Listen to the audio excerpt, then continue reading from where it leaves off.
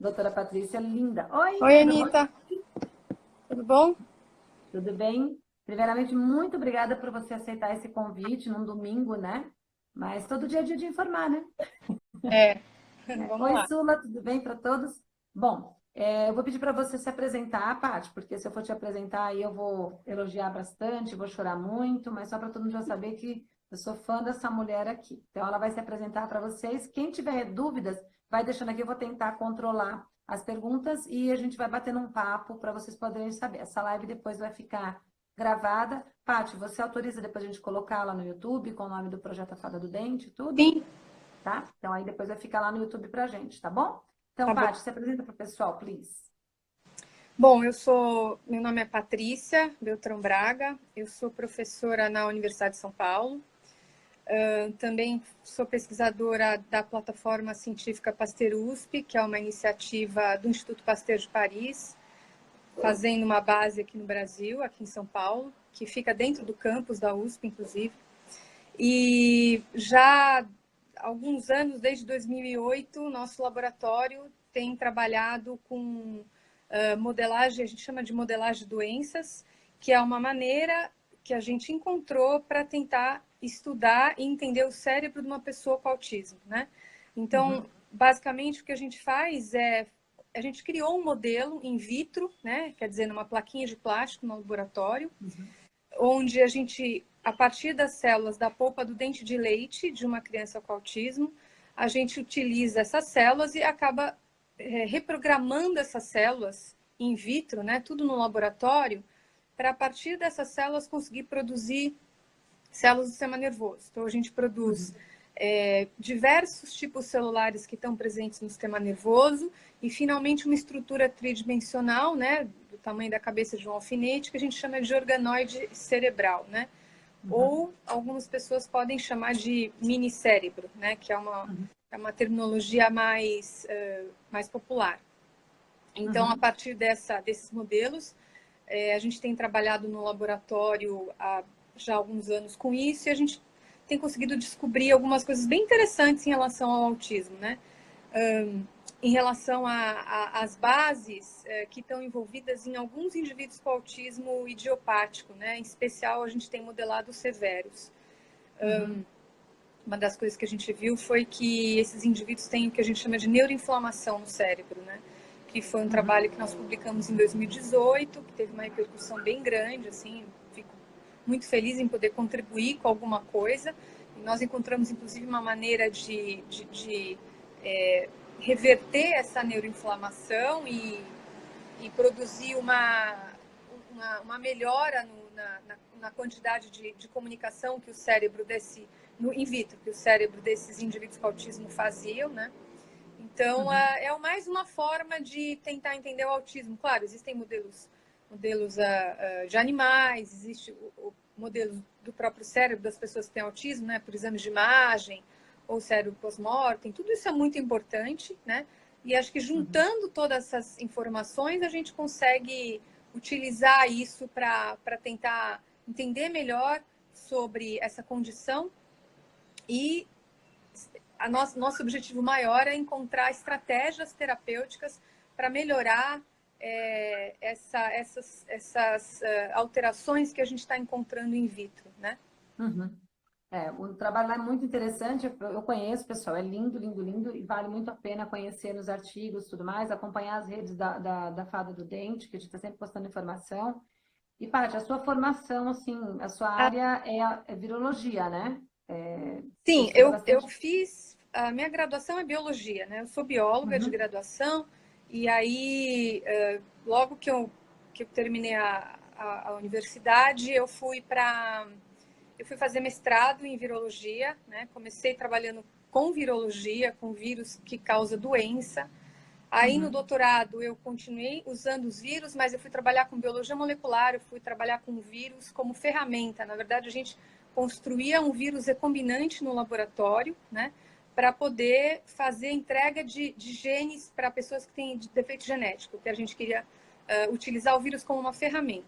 A partir daí eu uhum, fui fazendo o primeiro pós-doc, eu trabalhei com células, com biologia celular, para entender melhor como é que as células respondem. Trabalhei com câncer, inclusive com células tumorais. Depois fui fazer um outro pós-doc trabalhando com célula-tronco, ainda biologia celular bem forte. E foi aí que então eu me encontrei com as células-tronco da polpa de dente. E aí fui fazer um pós-doutorado sabático, já era professora, né? Então fui fazer um pós-doutorado sabático na Universidade da Califórnia, em San Diego. Eu antes fui para o Instituto Salk, e aí aprendi a fazer programação e aí a produzir as células do sistema nervoso. Então, é uma trajetória longa, né? Mas os vírus sempre estiveram presentes na minha vida científica, primeiro como doença, depois como ferramenta, e agora, desde o Zika, como doença outra vez. Então, eu fico feliz de dizer que, apesar de eu ter tido uma trajetória distante, assim, longa, né? Ela me serviu para ter uma noção de muitas coisas. Então, hoje eu acho que isso é muito útil e acho que por isso que eu estou aqui para falar de Covid com vocês. Eu quero te fazer umas perguntas, que assim, eu recebi muitas perguntas de mães de pessoas com autismo, algumas eu fui capaz de responder e outras eu não sou capaz de responder. Primeiro que virologia não é minha área mesmo, eu não entendo de vírus, bactérias, fungos, sei algumas coisinhas, mas estou bem longe de ter a sua expertise, né? Então, eu não gosto de responder nada errado, né? Sim. Acho muito perigoso você sair por aí, né? Eu sou a Anitta Brito, deixa que eu falo, você tem que saber bem onde pisa. E algumas coisas eu conseguiria responder, mas outras coisas até eu teria dúvida, né? E eu comecei a pensar tudo mais, então por isso que eu te convidei pela sua expertise, que é excelente. Uma das dúvidas, assim, que teve gente que falou assim, eu tenho uma pergunta super boba para fazer. Eu não acho boba nenhuma das perguntas, né? Algumas eu soube responder, como eu te falei, mas como tem bastante gente aqui, eu vou te fazer algumas perguntas que tem mães que se preocupam com uma série de coisas em relação, principalmente as mães de autistas, né? Que estão mais perdidas, estão com os filhos trancados em casa. Então, por exemplo, uma preocupação do Nicolas e de outras mães que eu recebi, né? O vírus vai entrar pela janela, por exemplo, com o ar, porque as pessoas falam assim, gente, vírus é uma coisa que a gente pega pelo ar. E o Nicolas, ele não queria deixar uma janela aberta, né? Então, eu queria que você, como virologista, explicasse para as pessoas. Se eu deixar minha janela aberta, eu tenho risco de pegar esse vírus? Eu acho essa pergunta excelente. Nenhuma pergunta é boba. Eu nunca acho sempre que uma falo que a pergunta...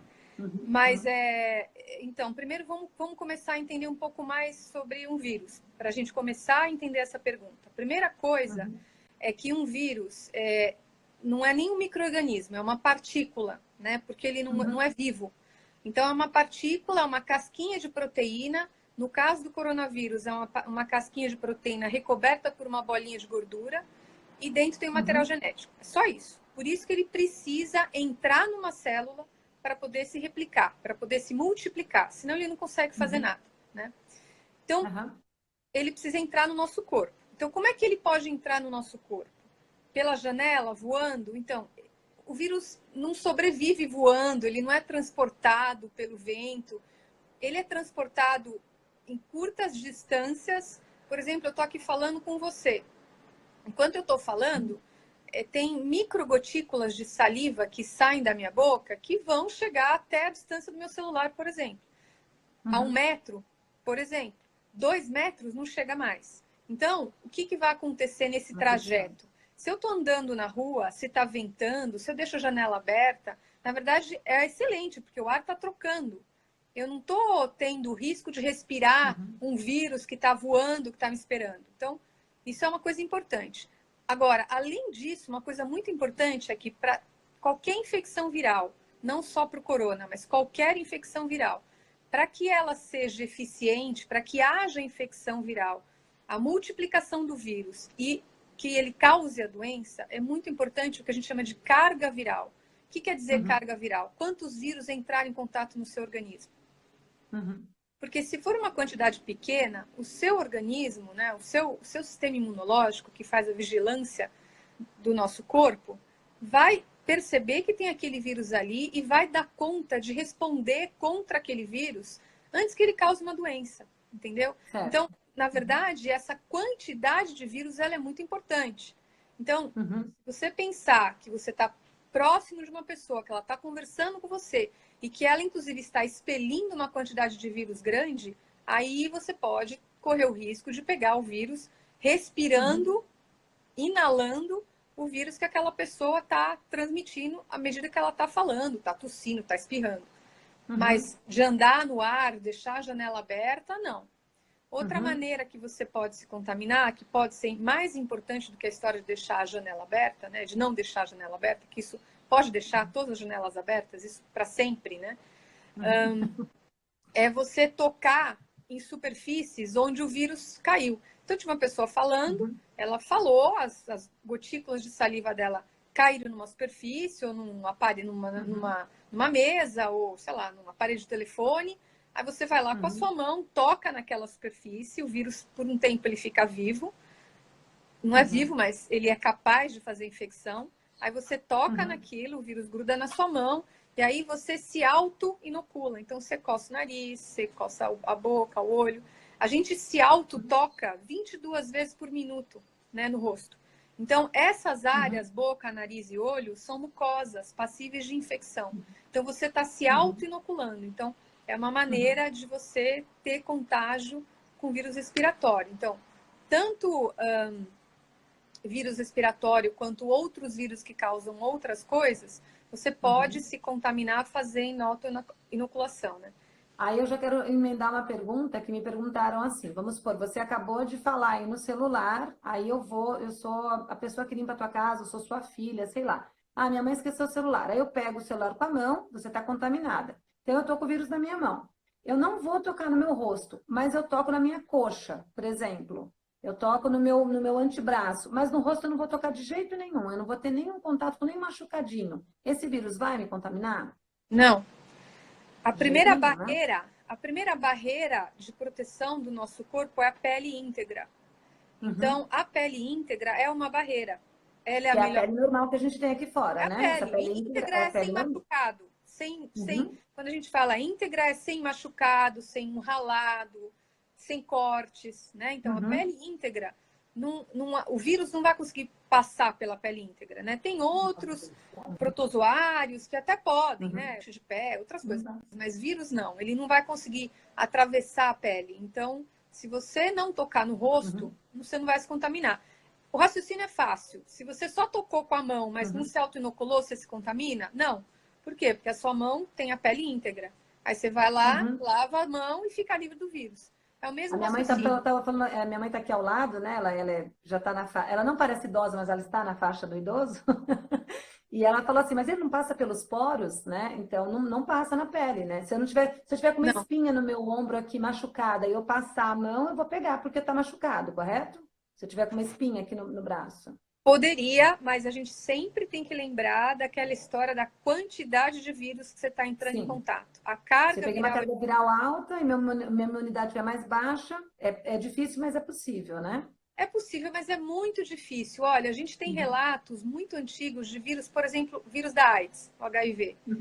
Qual que era a chance das pessoas que cuidavam de pessoas com HIV e que tinham feridas, essas pessoas com feridas no corpo, se contaminarem de manipular esses indivíduos, né, tratar desses doentes sem luva?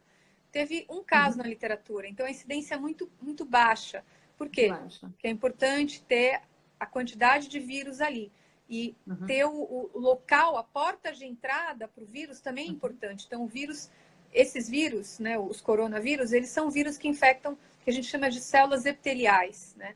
Então, epiteliais da mucosa especificamente, né? Então, que células são essas? As que estão dentro do nariz, dentro da boca, na mucosa, na conjuntiva ocular. Claro, depois ele vai para o sistema respiratório e ele afeta as células do sistema respiratório, as epiteliais do sistema respiratório e outras também, mas em geral ele gosta de células que têm essa origem epitelial, mas não quer dizer de pele íntegra, né? Porque ele não consegue atravessar a pele. Para ele chegar no trato respiratório mais profundo, ele precisa infectar algumas dessas células, se multiplicar, dessas de porta de entrada, se multiplicar, cair na circulação e ir para o órgão-alvo dele, que no caso é o pulmão, né? Então, tem uma série de etapas para que ele possa causar doença. Por isso que uma pessoa que se contamina hoje, por exemplo, ela tem um período que a gente chama de período de incubação, onde não tem sintomas. Porque é o período que o vírus está entrando, está se multiplicando nas células que a gente chama de porta de entrada, para daí cair na circulação e infectar o órgão-alvo. A senhora fez a mesma pergunta, qual foi que a senhora falou? A senhora falou dos poros e depois a senhora perguntou o quê?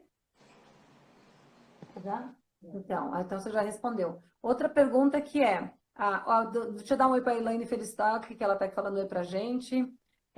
Outra pergunta que me perguntaram bastante, algumas coisas eu respondi assim, até me corrija agora, que acho que é o momento certo de me corrigir, inclusive. Por exemplo, crianças com autismo, né, elas têm uma probabilidade, não são todas, a gente sabe que criança com autismo não é igual a outra. Pessoas com autismo, geralmente as crianças, algumas acabam levando muito a mão à boca por causa de estereotipias, por causa de agressividade, às vezes elas estão numa crise e colocam muito a mão assim e tal. Então, perguntaram assim, olha, é verdade que criança com autismo está mais dentro do grupo de risco por isso?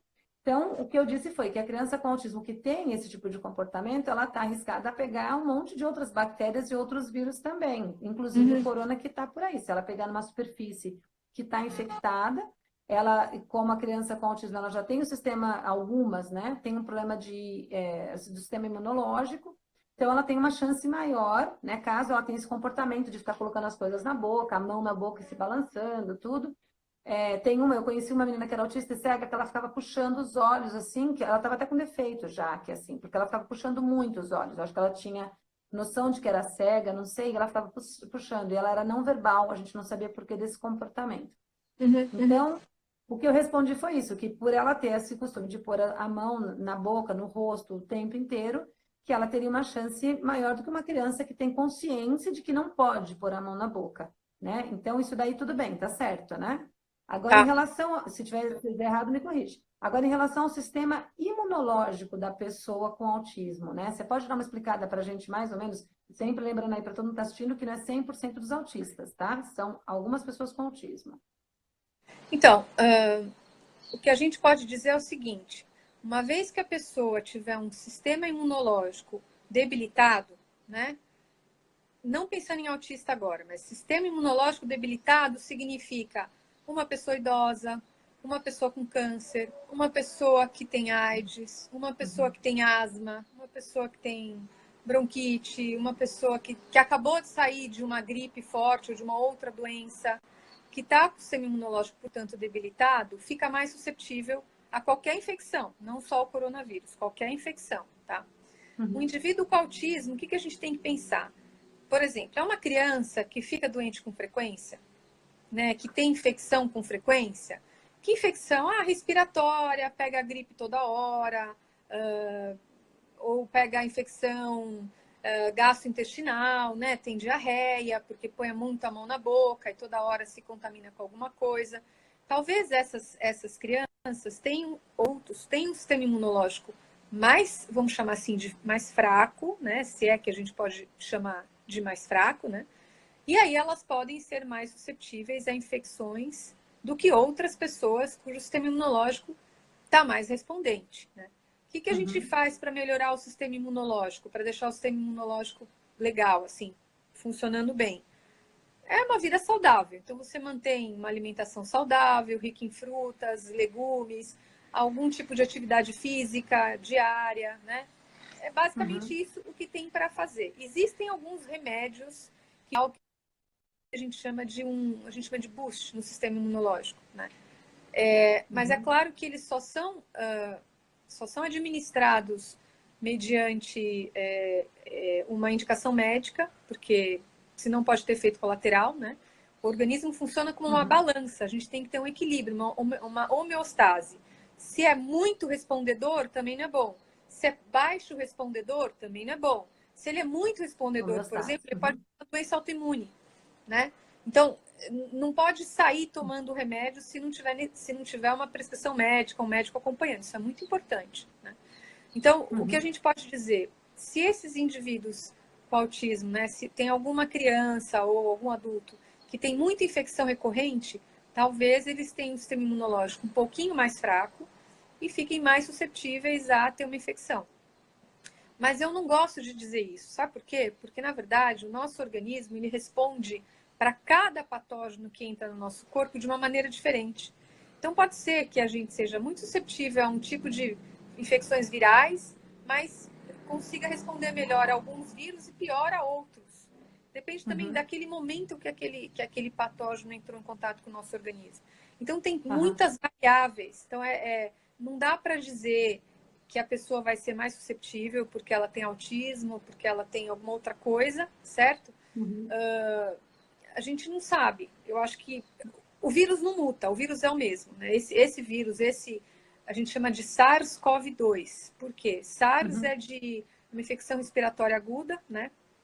COVID de coronavírus, né? Coronavírus. E 2 é porque é o segundo vírus que está causando esse tipo de infecção respiratória aguda, né?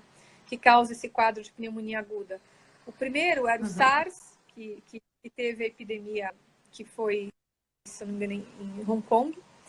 E depois, não, foi na China mesmo, Hong Kong foi o MERS. Mas como esse é o segundo, a gente chama de SARS-CoV-2. Então, esse vírus, ele não tem uma taxa de mutação muito rápida, né? Então, isso significa que, uma vez que você entrar em contato com esse vírus e produzir uma resposta imunológica contra ele, provavelmente você vai ficar protegido da infecção. Por isso vai Você está funcionar uma perguntando vacina. assim, uma pequena quantidade de vírus vai funcionar como uma vacina? Vai. Na verdade, não é nem questão de uma pequena... As vacinas, você geralmente... As vacinas são muito, muito mais do que uma pequena quantidade de vírus, né? Então, você tem vários tipos de vacina. Por exemplo, as vacinas virais, elas podem, inclusive, ser de uma pequena quantidade de vírus, mas esses vírus estão mais fraquinhos. A gente chama de vacina de vírus atenuado, entendeu? Então, a pessoa recebe esse vírus atenuado, ele se multiplica mais devagarzinho que um vírus selvagem e dá tempo do sistema imunológico montar uma resposta imune para combater esse vírus. Então, isso é um princípio de uma vacina. Agora, existem outras vacinas que a gente chama de vacinas de fração do vírus, pedaços. Então, você pode ter uma vacina contra uma parte do vírus, né?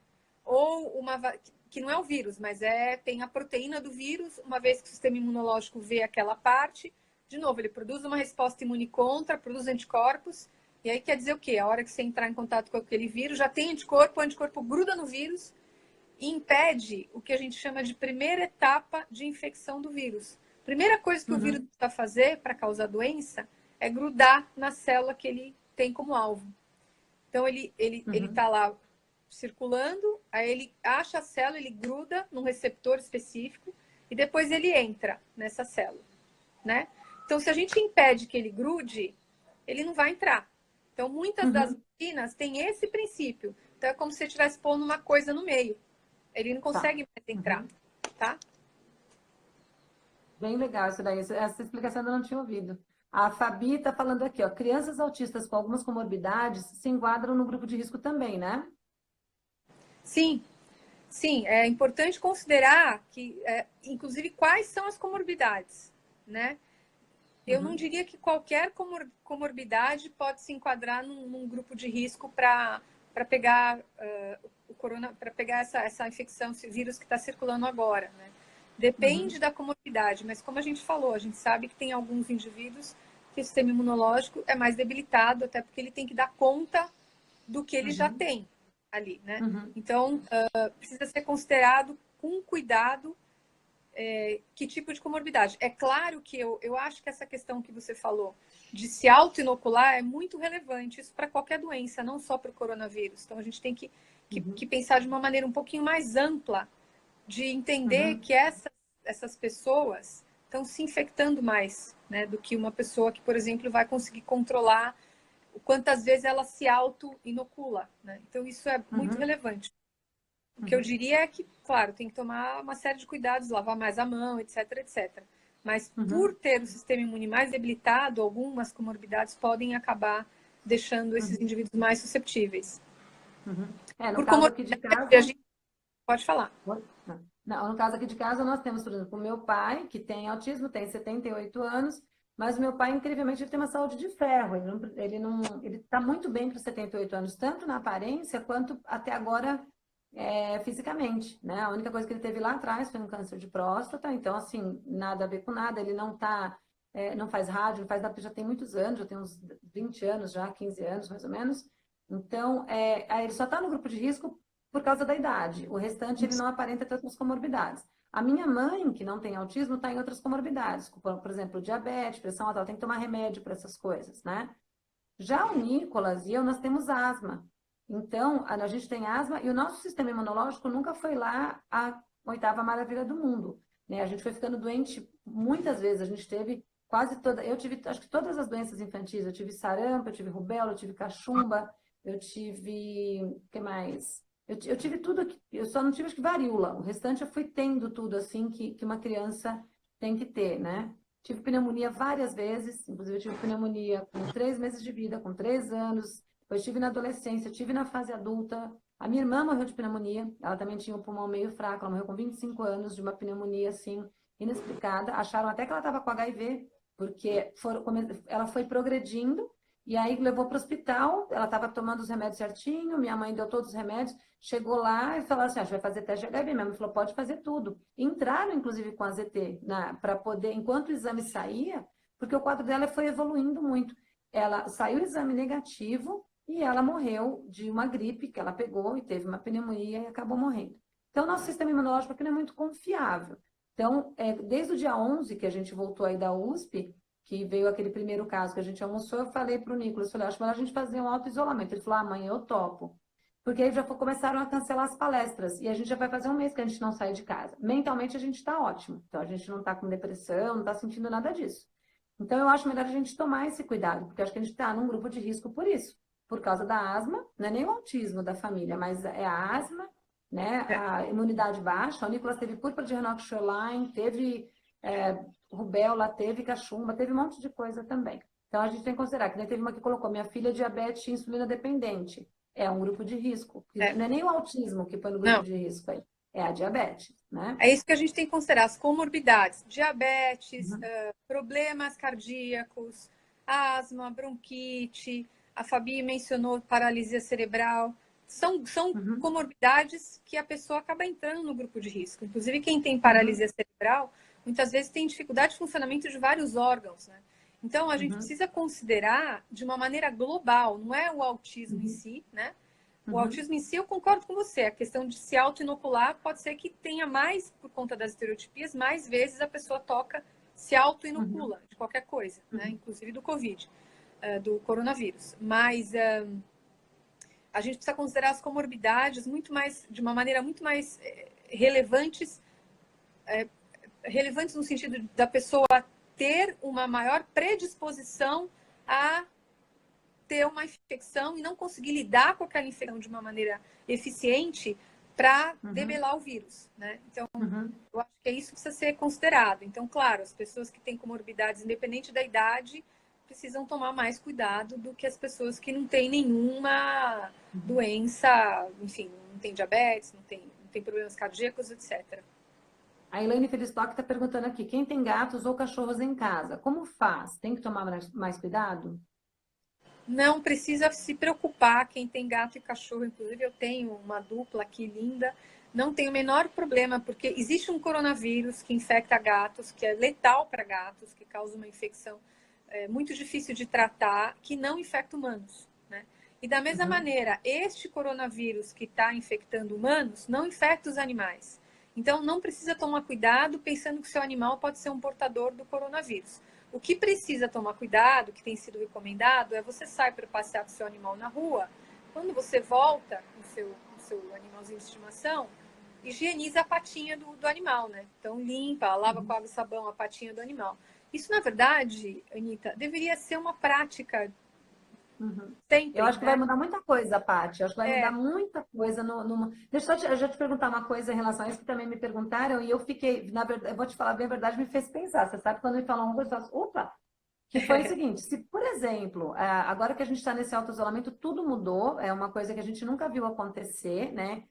Quando apareceu em 2003, 2009, foi muito, assim, nós tivemos um agravante, mas não foi como hoje, como está sendo agora. Agora a gente teve que mudar tudo, tá todo mundo passando por dificuldades financeiras, porque não tem como trabalhar, mudou tudo, né? Eu gostaria muito que mudasse esse lance da gente ficar se beijando, se abraçando o tempo inteiro, né?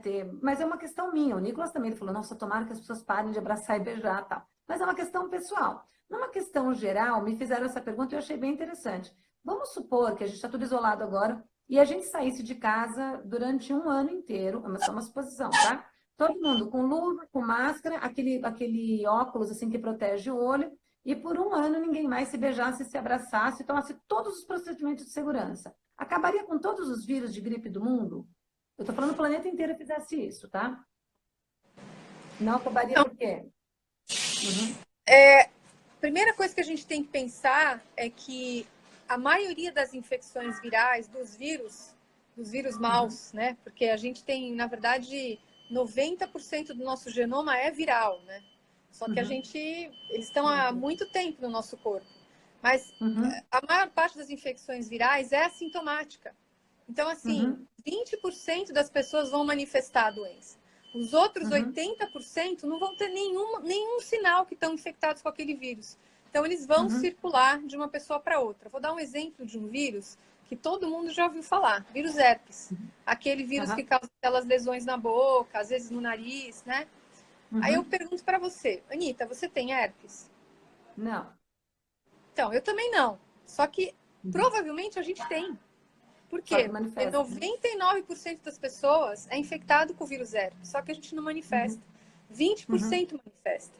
Então, uhum, isso da gente não se tocar, claro, você pode diminuir a quantidade de vírus que está no seu organismo, sem dúvida. Mas não quer uhum, dizer que você vai zerar e acabar os vírus do mundo. Isso não. Eles estão por uhum, aí. Existem animais que são infectados por vírus, existem plantas infectadas por vírus. E os vírus, uhum, eles na verdade são muito importantes para a evolução de todas as espécies. Então, tem vírus na água, tem vírus no mar, tem vírus em todo uhum, lugar. E eles não são uhum, vírus maus. Tem uma parcela bem uhum. pequena de vírus que causa doença. E A ainda minha mãe assim, está falando, acho que nós também somos vírus, minha mãe falou. a gente é praticamente, nosso genoma é um genoma composto Meu 90% pai por ouviu falar, não sei se vírus. foi meu pai e meu sogro, que eles ficaram meio desesperados, eu não sei qual dos dois, que falaram, eu vou falar com a Paty, se vocês tiverem alguma dúvida tal. Então, o meu pai, eu lembro bem uma das coisas que ele perguntou, mas eu não sei se foi meu pai, mas ele perguntou o seguinte, que ouviram em algum lugar que todo mundo está com o coronavírus dentro de você. Aí está só esperando o seu sistema imunológico abaixar para ele manifestar. Não, não é Isso todo não é mundo. verdade, né? Não, Uhum, algumas pessoas estão sim infectadas, assintomáticos. Geralmente são pessoas mais jovens, porque o sistema imunológico uhum, dá conta do vírus não causar doença. Então, esses são portadores assintomáticos, eles não sabem que são portadores, né? Eles não fazem de propósito, né? Eles não sabem que estão infectados. E eles acabam transmitindo para outras pessoas que manifestam, mais susceptíveis que manifestam a doença, né?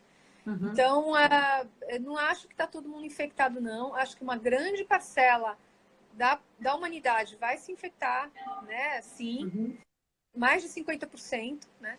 E vai, uhum, uma leva dessas pessoas, a maior parte dessas pessoas vai adquirir imunidade. A hora que a gente chegar em 70% de pessoas contaminadas com o vírus e resistiram a ele, o que vai acontecer é o que a gente chama de imunidade de rebanho.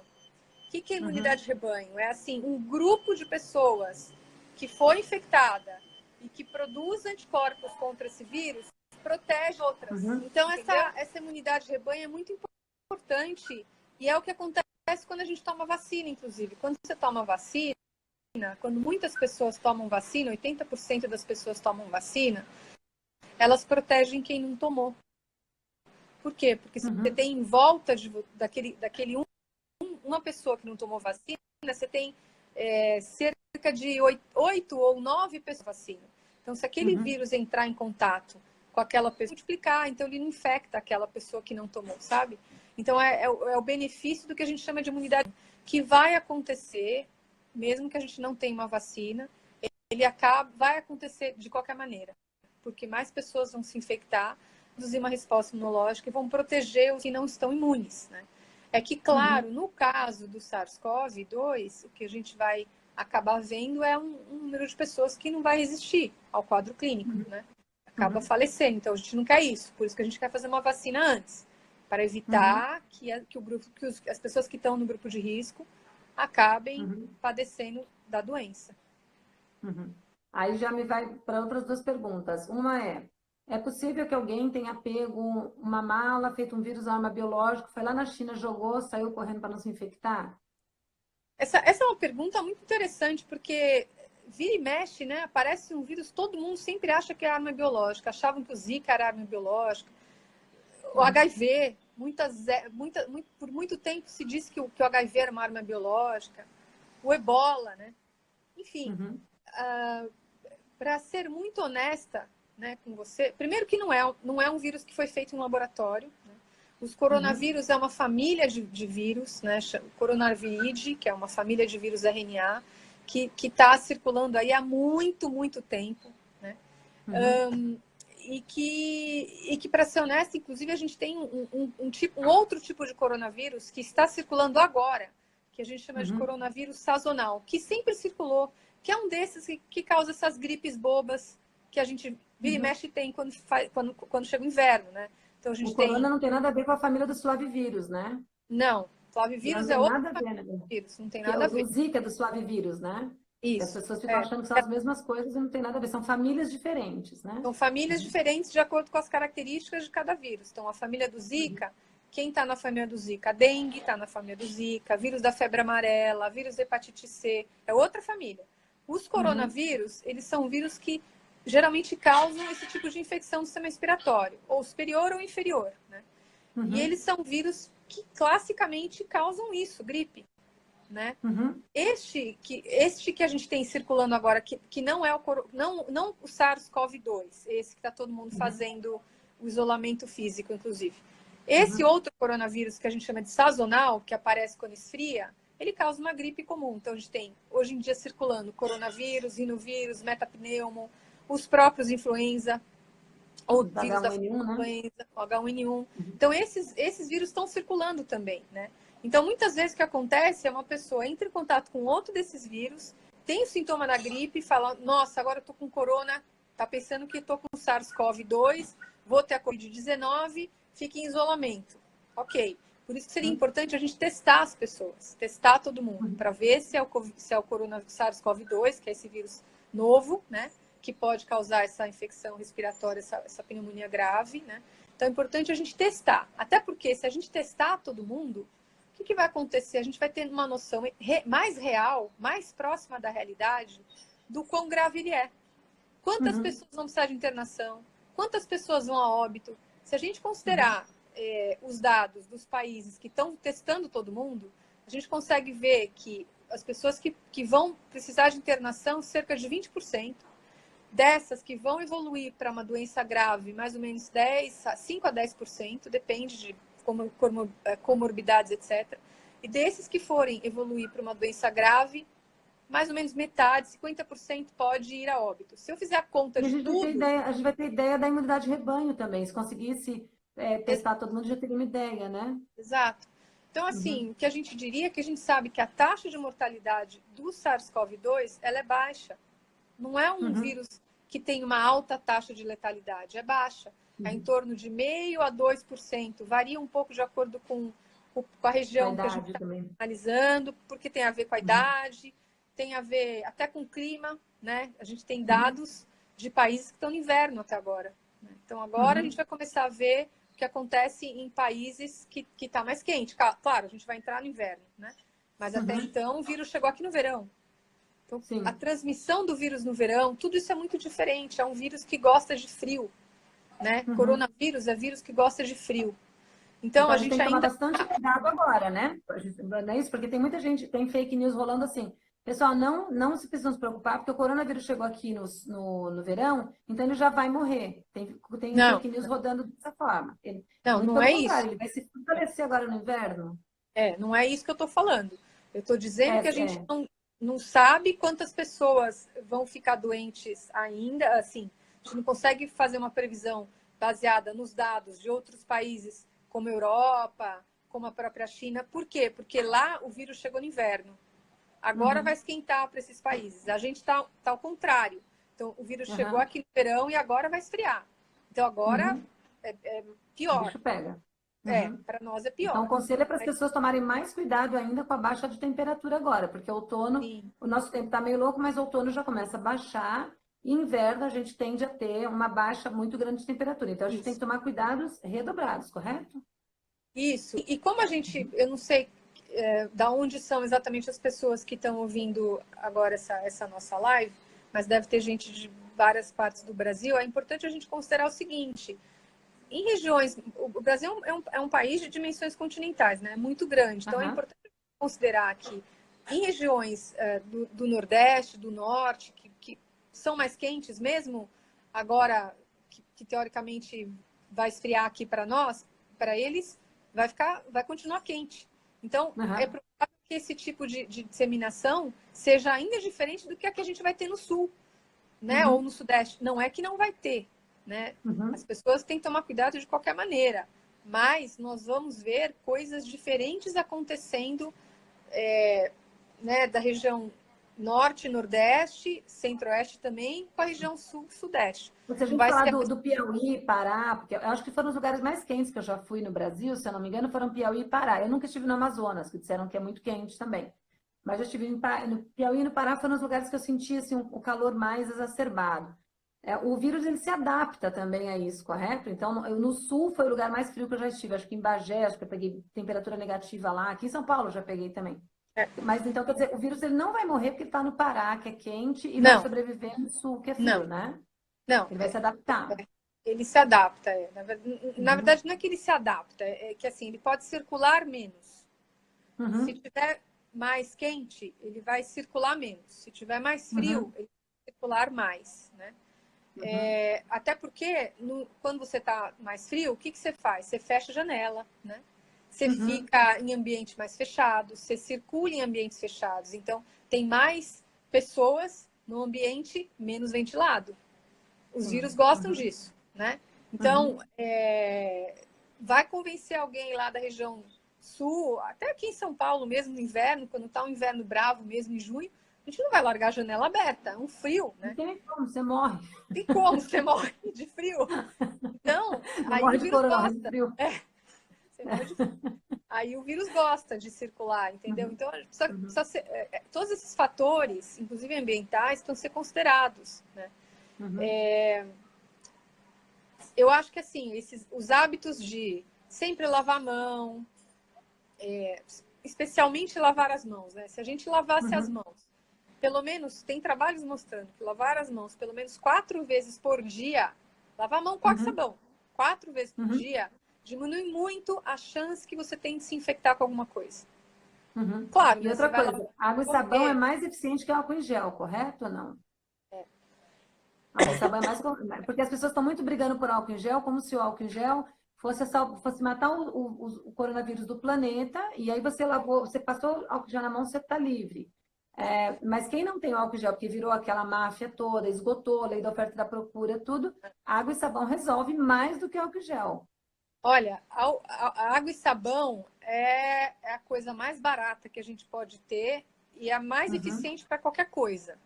Então, lavar a mão com água e sabão, se a gente considerar a estrutura química de vírus, estrutura química de bactéria, eles têm gordura na casquinha por fora. E o que o sabão faz? Destrói a gordura. Destrói. Então, você destrói o vírus. Então, é muito eficiente. Eu expliquei aqui em casa. O álcool gel, ele funciona também. Na verdade, tem que ser 70%. Tem gente que fala assim, é 70% porque mata 70% das bactérias. Não, não é nada disso. O 90% é melhor porque mata 90% das bactérias. Não é nada disso. 70% é o quanto ele foi diluído em água. Então, você tem 70 partes de álcool para 30 partes de água, né? Você soma 70 com 30, dá 100%.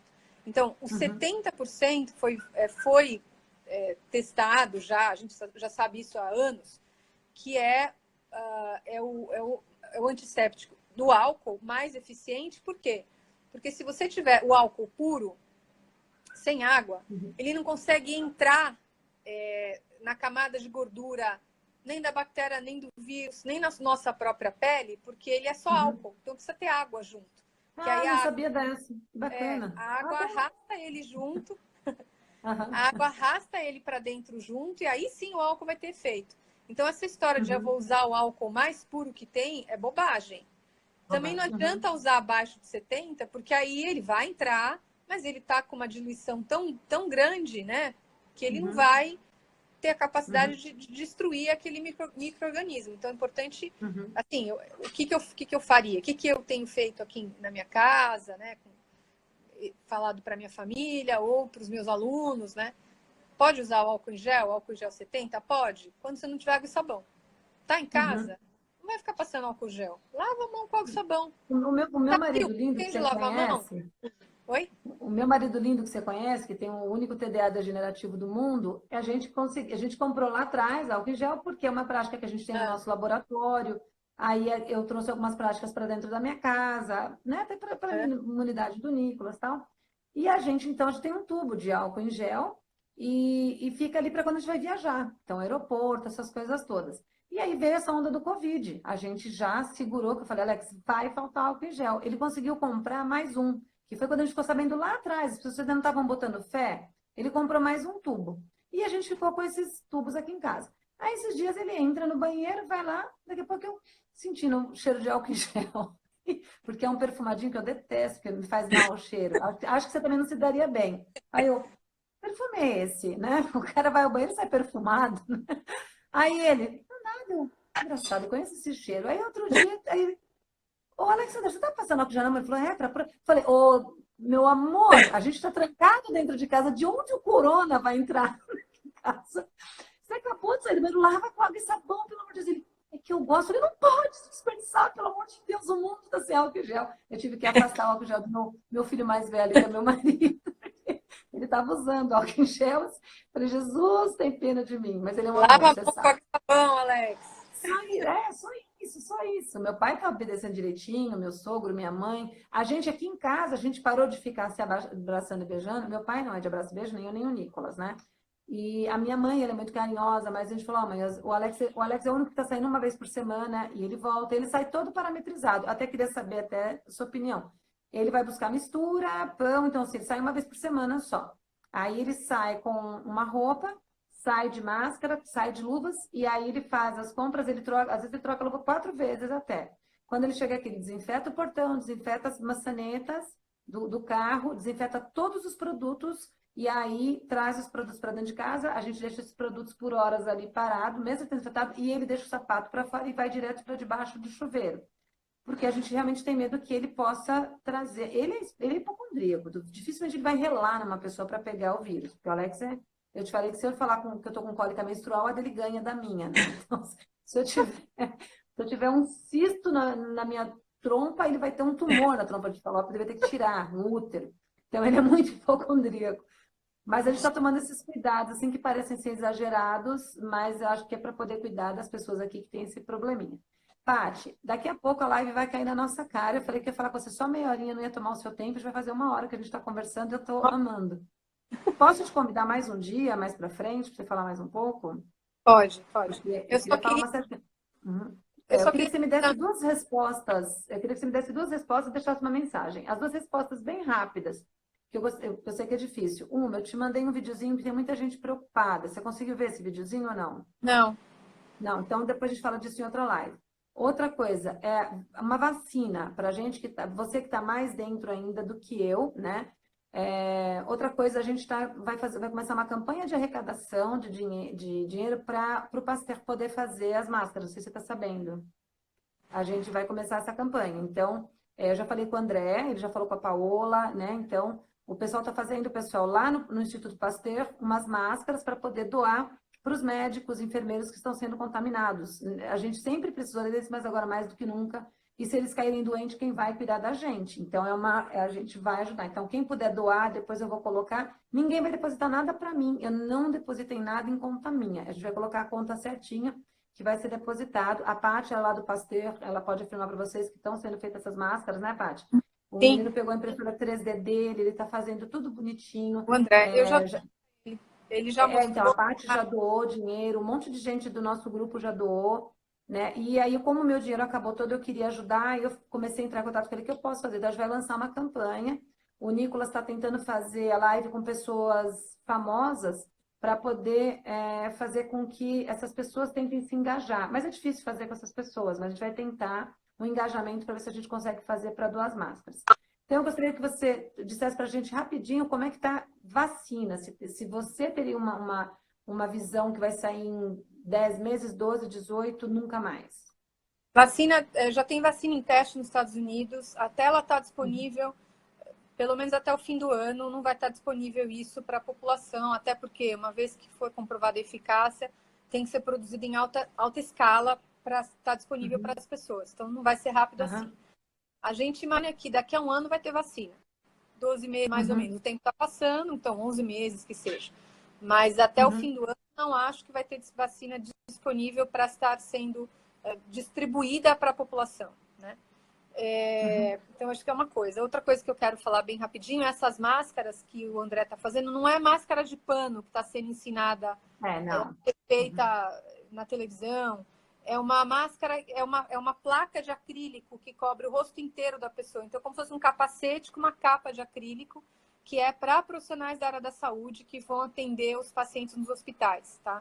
Então, é importante deixar isso Uhum. para as pessoas entenderem por que o André está fazendo, porque ele tem uma Uhum. impressora em casa, né, desses materiais, então ele consegue fazer essa parte do capacete, que é o que vai na cabeça, e aí essa outra que a gente coloca, o acrílico que a gente compra em cima, ele prende nessa estrutura que ele tá fazendo nessas impressoras 3D que ele tem, né? Uhum. A última coisa que eu queria dizer, Anitta, mas eu acho muito importante esse exemplo que você falou do Alex estar saindo completamente paramentado de casa, e inclusive usando luva. Uhum. Pessoal, luva não protege você de nada. A Uhum. luva, se você tocar com a sua luva em qualquer ambiente contaminado e se auto-tocar, você Tá. está se Uhum. contaminando da mesma maneira. E mais do que Uhum. isso, você precisa saber pôr a luva e precisa saber tirar a luva de uma maneira que você não se Uhum. contamine. E isso Uhum. geralmente, profissionais da área da saúde é que são treinados para saber como é que você coloca a luva. Você Uhum. não põe assim, você não se toca na luva, você não toca nos seus dedos. Você tem que pôr a Uhum. luva e aí você tem que tirar assim e não tocar, e tirar e deixá-la do avesso para não tocar Uhum. na parte que tocou as superfícies externas. Então, você está se contaminando.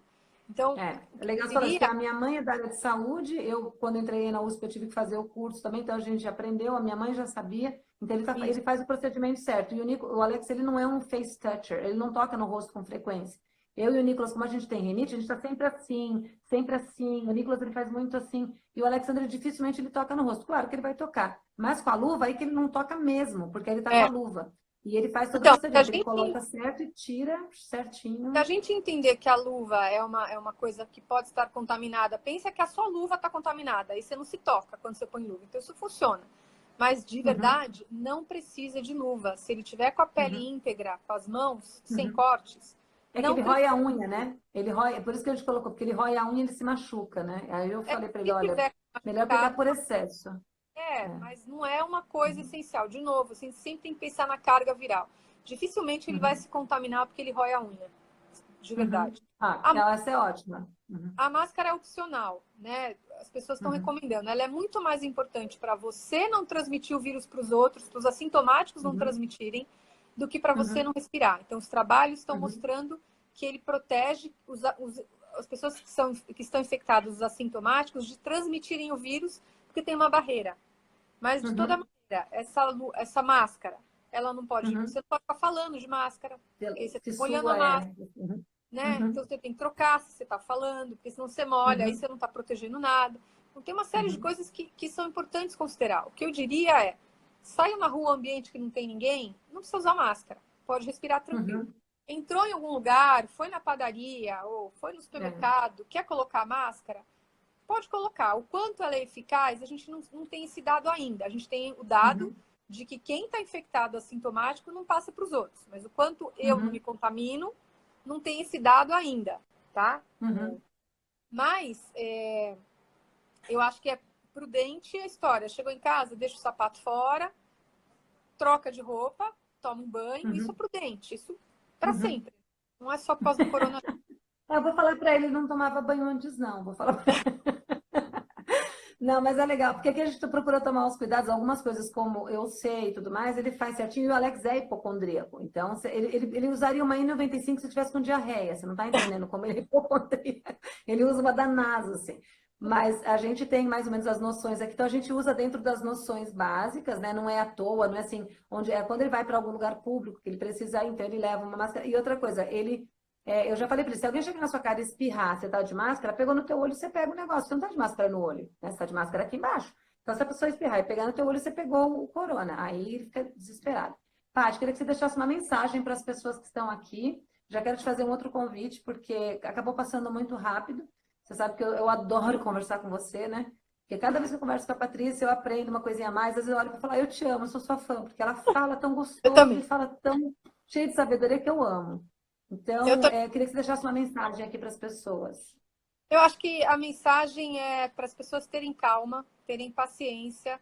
É muito difícil ficar em quarentena, é muito difícil ficar 24 horas por dia com a família, às vezes, é muito difícil, porque tem coisas variadas, a gente fica inseguro, muitas vezes a gente fica triste, fica deprimido, fica quieto, não sabe por quê.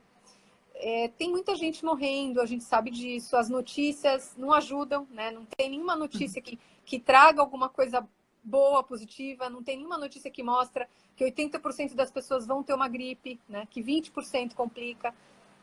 Como é que você sabe que você não está nos 20%, né? Então, eu acho Esse é o ponto, né? que tem que ter os cuidados, mas a gente tem que sempre tentar manter a nossa cabeça de uma maneira positiva, né? Isso vai passar, isso vai acabar. Não é o fim do mundo, não é o Uhum. apocalipse zumbi que vai acontecer, né? A gente vai voltar com a nossa vida normal. E, na verdade, essa reclusão, ela está acontecendo, pessoal, principalmente para o sistema de saúde, para dar tempo para o sistema de saúde se organizar para receber os casos graves. Então, ela foi Uhum. importante nesse momento que aconteceu. Eu não sei dizer se o governo vai considerar que ela deve continuar ou não sei dizer, isso Uhum. está em tratativa. Uhum. Aparentemente, eles estão consultando, inclusive, pessoas do nosso grupo, né, que são Uhum. virologistas e médicos, etc. Uhum.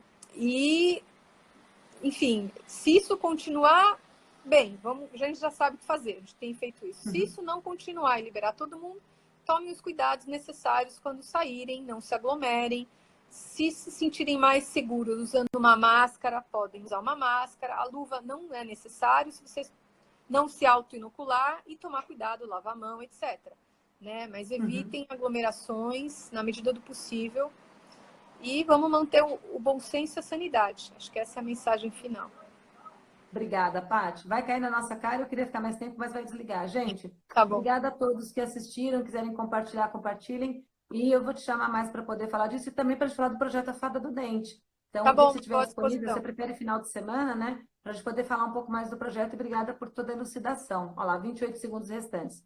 Um beijo, Obrigada. tchau. Tchau, Tchau. gente. Valeu.